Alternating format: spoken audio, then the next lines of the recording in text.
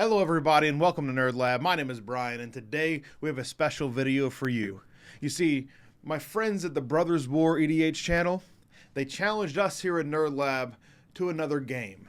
They said build a deck from Murders at Karlov Manor, but this time make it Fringe CEDH. So I picked Voja, Jaws of the Conclave. This deck goes tall, this deck goes wide, this deck has crazy combo synergy. And it's coming for you, Chris. It's coming for you, Ryan. It's coming for you, Blake. Sure, last time I got on your channel, I lost. The three of you teamed up on me. It took all three of you to take me down. Well, this time with Voja, I'm coming for all of you.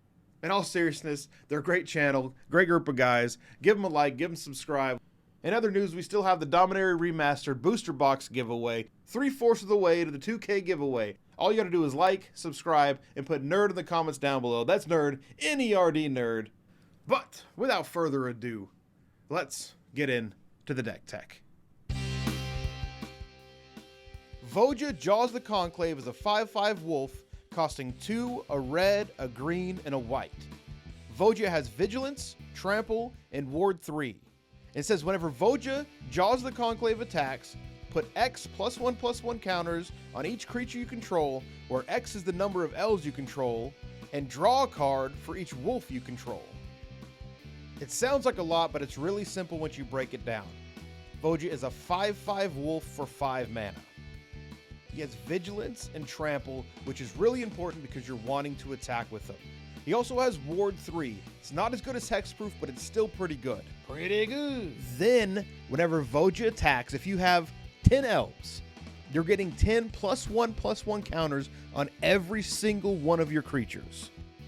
This is where the deck gets good, and this is where the deck gets insane. I know we're locked into elves or wolves, but adding these +1/+1 counters gives us a ton of variety.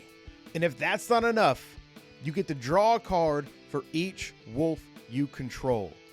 We're not building into that with this deck, but if you wanted to, you definitely could. The only thing I don't love about this commander is that it's 5 CMC to cast, but its saving grace is that we're building into Elf Ball. And that brings me to Ramp. We had all your typical mana dorks that come in cheap and tap for 1 like Llanowar Elves. We're going to get some extra value out of cards like Incubation Druid. Since your commander is going to go ahead and put that +1/+1 counter on it, it'll be tapping for 3 in no time. And don't forget about Gyre, Sage, and Marwyn the Nurturer. All those +1/+1 counters your commander's putting on them will have them tapping for a ton of mana. Oh yeah! And we're going to go ahead and throw in Staff of Domination. As long as these dorks are tapping for at least 5 mana, we're going to go infinite mana, and then you can draw as many cards as you want. Easy win. We're also throwing in one of my favorites, Rishkar Pima Renegade. Since all of our creatures are going to have +1/+1 counters on them, they're all mana dorks. It's really easy to swing them with your commander when it's so simple to recast them. I ain't worried about commander tax. So we got all this mana. What we need now is some card draw. So we're going to have your typical creature-based card draw package like Beast Whisperer, which is nice because he's an elf, Shamanic Revelation since we're going wide, and probably the best one of the 3, Rishkar's Expertise.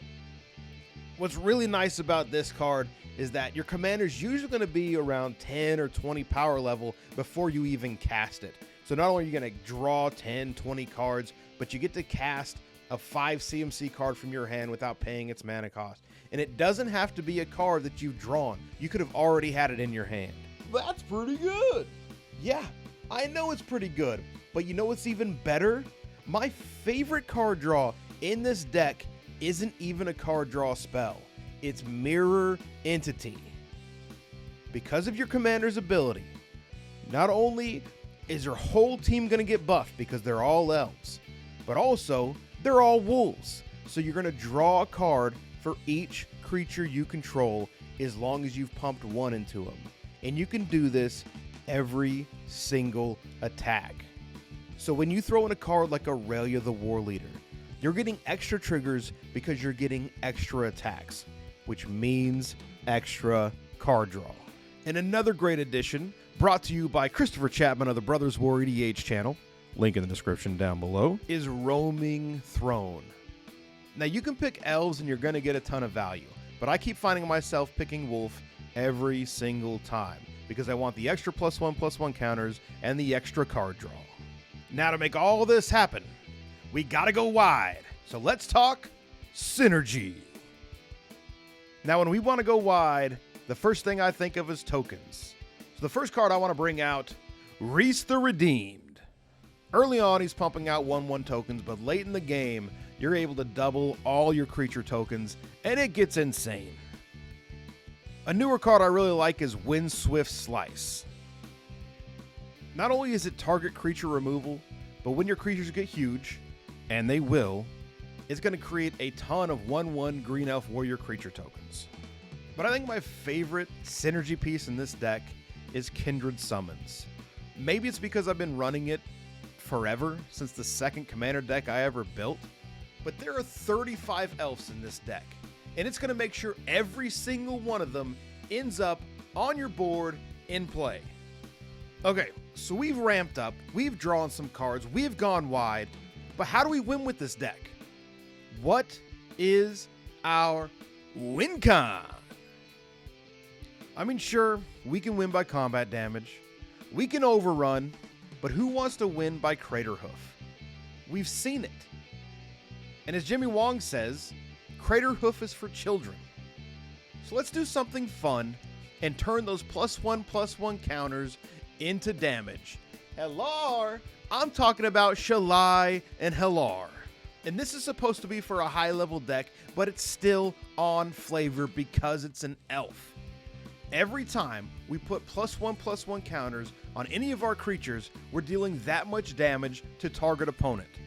That means if I have that 10 elves out, which is really easy to get in this deck, I'm putting 10 +1/+1 counters on each of those elves and onto my commander. That's 110 damage just from attacking. And you can double up that damage with All Will Be One. We're in Naya colors. Both of these are really easy to tutor out. You get to pick your poison with Voja, Jaws of the Conclave.